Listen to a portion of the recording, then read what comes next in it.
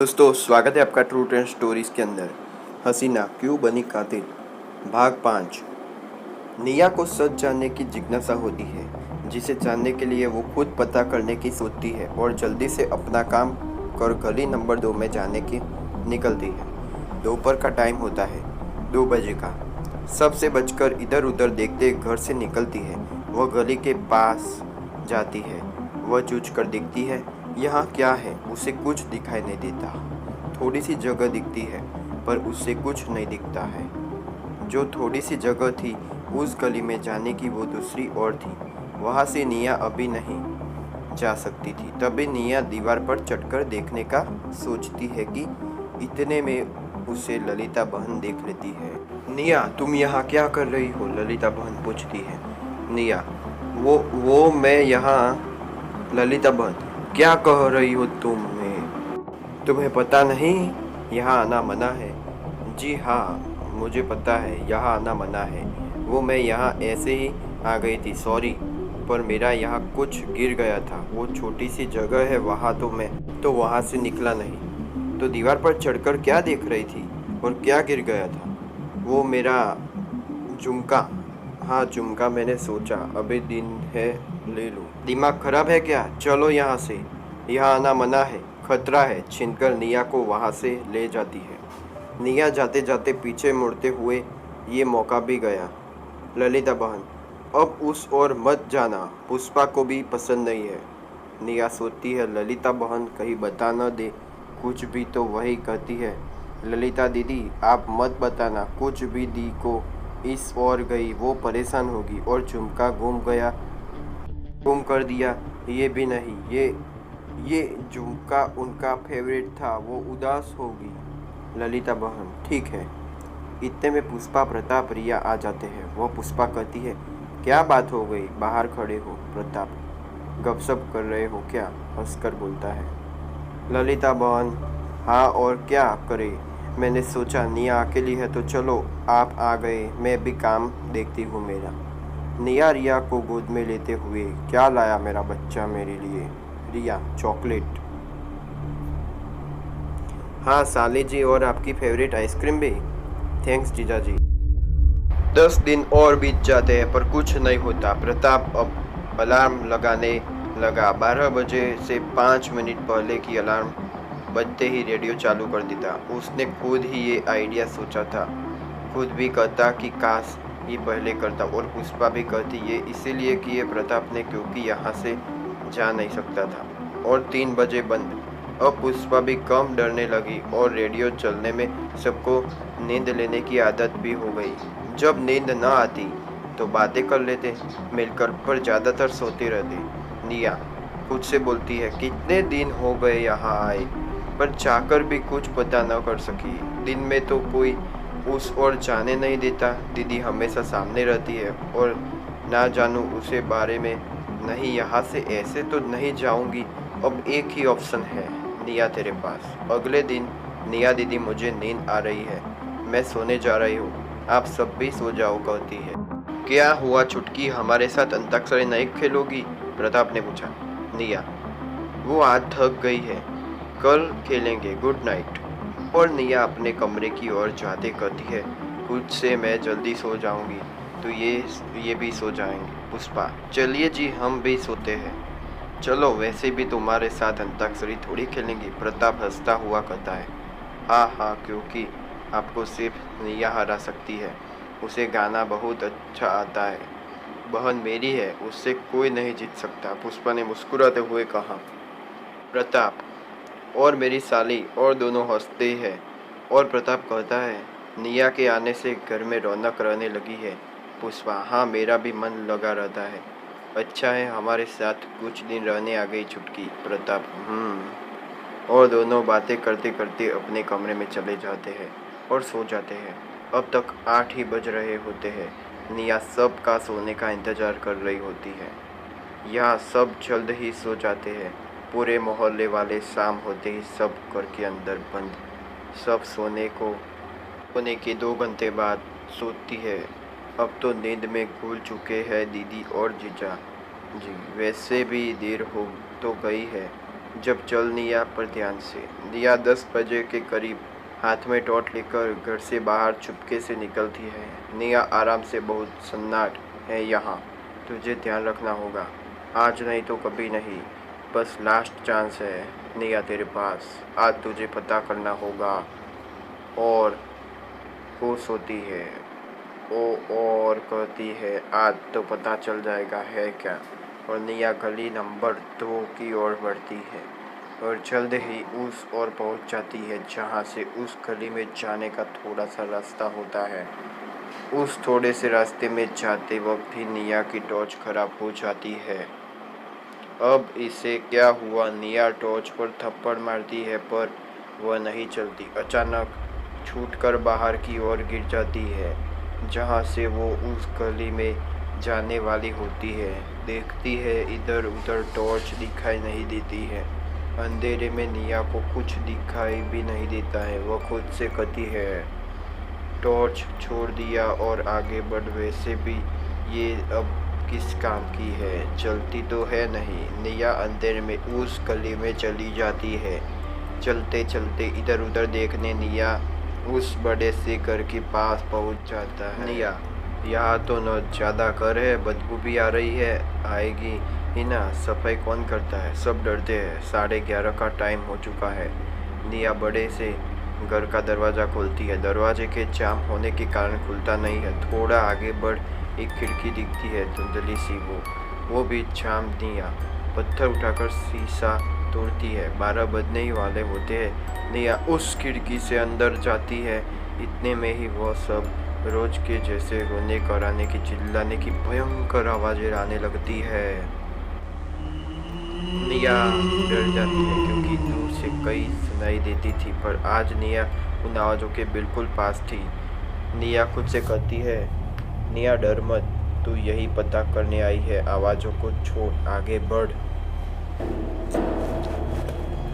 पर वो भयंकर आवाज़ें निया को आगे बढ़ने नहीं देती है। कान फटे जा रहे थे। निया के थोड़ी देर की तो थी नहीं आवाज़ें, बहुत देर होती थी। शाम ही बिजली बारिश की आवाज़ें। निया एक बार वहाँ से बाहर निकलने की सोचती है क्योंकि निया के लिए भी वो सब असहनीय हो जाता है। पर बाहर इतनी बिजली बारिश देखकर बाहर भी नहीं निकल पाती है। सच जानने के लिए जैसे ही आगे बढ़ती है वो आवाज़ें उसके कदम रोक देती है। निया कानों पर हाथ रखकर वहाँ एक कॉर्नर में बैठ जाती है, पर वो आवाज़ें ऐसी कि निया के कानों से खून बहने लगता है। दोस्तों, निया को दिखाई देना कम हो जाता है। बाहर तो क्या, अंदर भी उस घर के लाइटें बंद जग अचानक होने लगती हैं। निया खुद से कहती है ये कैसे हो रहा है यहाँ लाइट। निया की हालत खराब हो जाती है। वह जाकर भी कुछ नहीं कर पा रही होती है। ऐसे भयंकर नज़ारे से निया अपने होश खोने लगती है। अगली सुबह होते ही पुष्पा उठती है। वह घड़ी की ओर देखते 6 बज गए। आज तो पता नहीं चला। और प्रताप को उठाते हुए कहती है उठो जी, सुबह हो गई, ऑफिस भी जाना है। प्रताप, हाँ चाय तो बनाओ। पुष्पा, आप उठो, अभी बनाती हूँ। पुष्पा किचन में चाय बनाते हुए कहती है पहले चाय दे दूँ सबको, फिर पोहे बना दूंगी। निया के कमरे की लाइट चल रही है। लगता है छुटकी उठ गई है। प्रताप जी को चाय देकर निया को भी दे देती हूँ। जीजा साली की चाय के बिना सुबह ही कहाँ होती है। हंसते हुए पुष्पा बोलती है। वो जल्दी से चाय बनाती है। दोस्तों, पार्ट 6 में आपको कहने जा रहा हूँ, चैनल को सब्सक्राइब कर दीजिए। हसीना क्यों बनी कातिल भाग 6। पुष्पा प्रताप और निया के लिए चाय बनाती है और प्रताप को चाय देते हुए कहती है लीजिए पी लो और जल्दी तैयार हो जाओ, नाश्ता भी अभी बनाती हूँ। निया को भी चाय दे आती हूँ। उठ गई है। प्रताप, हाँ उसे भी दे दो, रात जल्दी सोई थी तो जल्दी उठना ही था। पुष्पा निया के लिए चाय लेने के लिए किचन में जाती है। प्रताप चाय पीते हुए घर का दरवाज़ा खोलता है, तभी उसके हाथ से चाय का कप गिर जाता है। निया के कमरे की ओर बढ़ते पुष्पा कहती है क्या हुआ, आप ठीक तो है ना। प्रताप के पास आकर कहती है प्रताप, बाहर देखो। पुष्पा जाकर देखती है और फिर दोनों एक दूसरे की ओर देखते हैं। प्रताप, हमें तो पता ही नहीं चला, कल इतना मौसम खराब हुआ, नींद में इतने भूल चुके थे। पुष्पा वैसे भी ये ऐसा हाल पता है ना क्यों होता है। वैसे भी हमको सुबह ही खबर मिलती है कि ये सब हुआ, जैसे कि आज।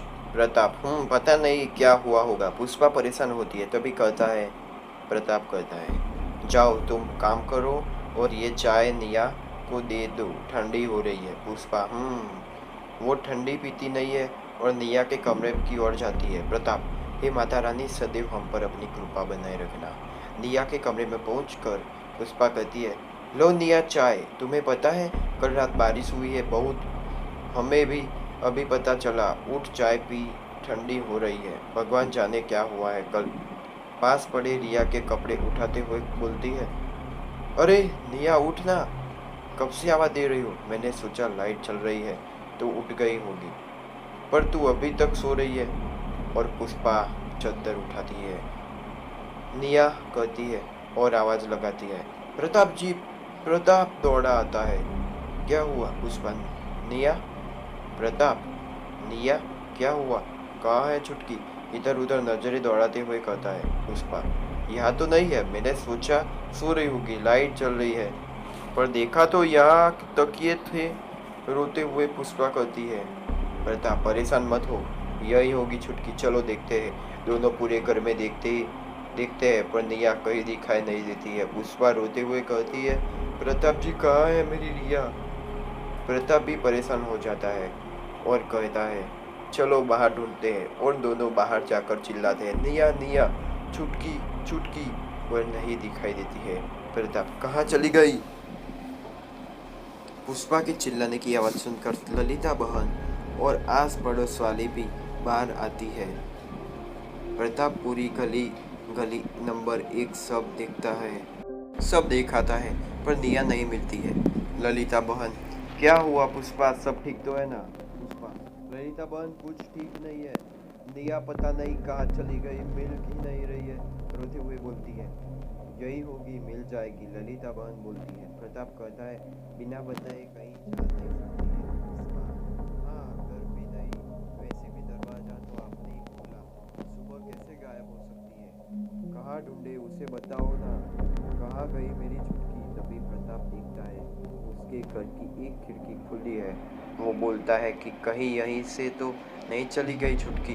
पुष्पा, क्या अगर जाना होता घर जाती, यहाँ मन न लगता तो बताती ना। ललिता बहन, एक बार माँ की बात करके देखो, क्या पता जा सकती हो।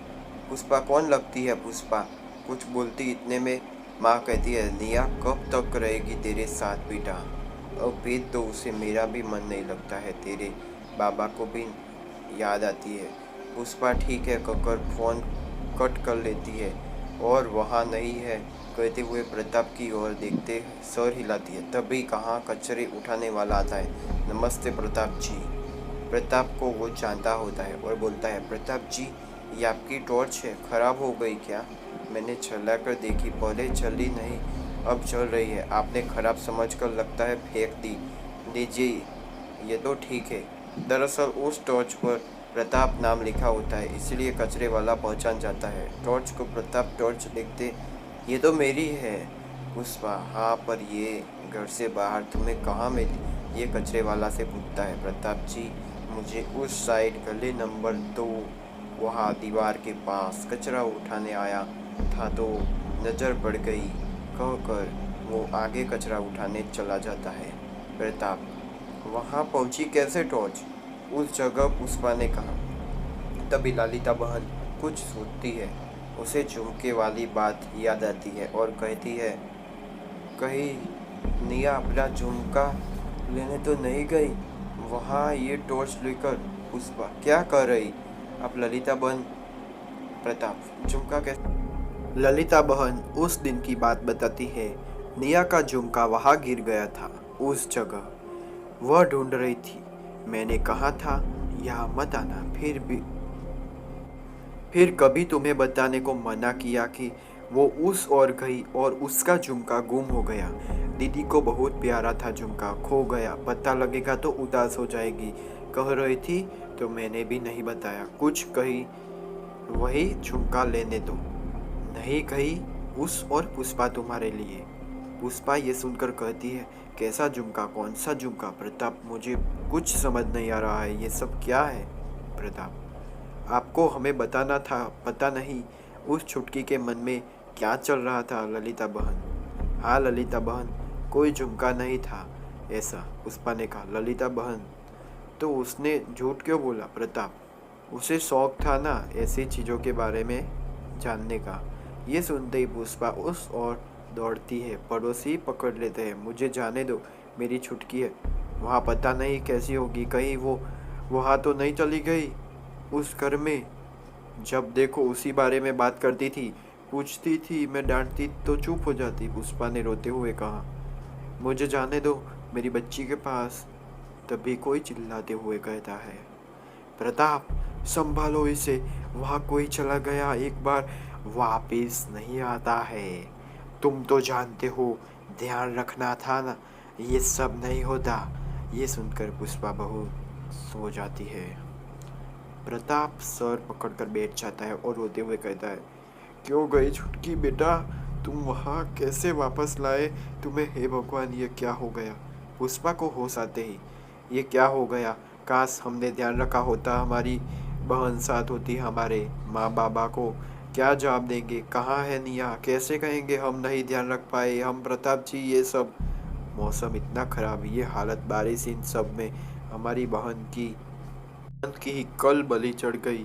दरअसल जिस दिन किसी की मौत होनी होती थी उसी दिन मौसम खराब होता था, बिजली आंधी सब, जिसकी सबको सुबह ही भनक होती, मतलब पता लगता था। सच में निया वो सब सहन नहीं कर पाती है। सर फट जाता है जब अचानक वो उस साए को देखती है। आंखें खुली की खुली रह जाती है निया की। दिल से कमज़ोर तो नहीं थी निया, पर उस साए के सामने निया बच नहीं पाती है। और वो जैसे बहुत मौतें हुई थी उस गली नंबर 2 उस घर में, लोगों के कहने के अनुसार आज एक और हो गई थी। पिछले कई सालों से यही होता आया था और अब भी वैसा भी उस साए के सामने किसी की भी न चल पाई थी। जो वहाँ गया लौट कर न आया। आई तो सिर्फ उसकी मरने की खबर, जैसे निया की आई। निया दोस्तों मर गई। पुष्पा प्रताप पर बरसते हुए कहती है, अब तो खुश हो गए आप? कहाँ है आपकी माता रानी? ले ली ना मेरी निया की जान। 1000 बार कहा था, यहाँ से चलते हैं ना, यहाँ रहते ना, छुटकी वहाँ जाती, अच्छा होता। वो हमारे साथ ही नहीं आती तो भी ये नहीं होता। सब हमारी गलती है, हमें नहीं रहना यहाँ इसी मनहूस जगह पर जहाँ अपने ही चले जाए। और हमेशा जान खतरे का डर रोते हुए बोलती है, ललिता बहन संभालो खुद को बहन। प्रताप जी बताता है, काश चले ही जाते यहाँ से। अब वो भी खुद को जिम्मेदार मानता है इन सब के लिए। वह जल्द ही वहाँ से अपने परिवार को लेकर चला जाता है दोस्तों। उसे लगता है नौकरी का क्या करूँगा जब परिवार ही नहीं रहेगा। जहाँ अपने खुश नहीं वहाँ रहने का क्या फ़ायदा। छुटकी को अनजाने में खो दिया, पर अब किसी को कुछ न होने देंगे। क्या है ऐसा, क्या है ये साया जिसने निया जैसे न जाने कितनों की जान ले ली। दोस्तों, भाग 7 हसीना क्यों बनी कातिल, भाग 7 पार्ट 7 में मिलते हैं। तो इस वीडियो का एम रखा है 500 लाइक्स, जो आप कर लीजिए, सभी जगह शेयर कर दीजिए दोस्तों, व्हाट्सएप में। जल्दी यार, अब टाइम नहीं है, मैं पार्ट 7 की तैयारी करने जा रहा हूँ और आप जल्दी से शेयर कर दीजिए। धन्यवाद। और सब्सक्राइब कर देना, वरना आपको भी पता है ना। ओके, कमेंट कर लीजिएगा।